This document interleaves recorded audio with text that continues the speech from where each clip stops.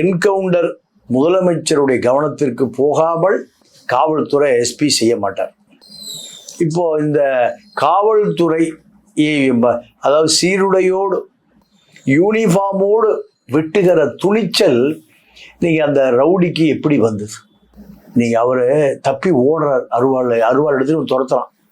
மணிகண்ட தப்பி ஓடுறாரு. 57 வயது நிறைவடைந்த ஒரு மூத்த ஒரு காவல்துறை அதிகாரி அவர் கொல்லப்படுகிறார். அப்போ அதற்கு பதில் வன்முறை தான்.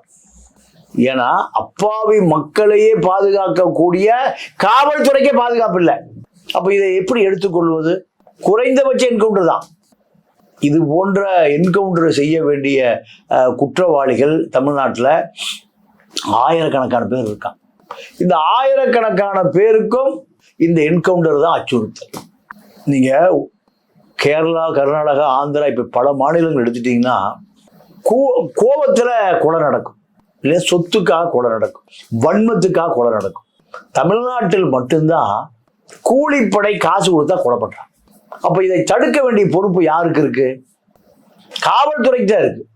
இப்ப காவல்துறையே கொல்லப்படுகிற பொழுது இதை யார் செய்வது?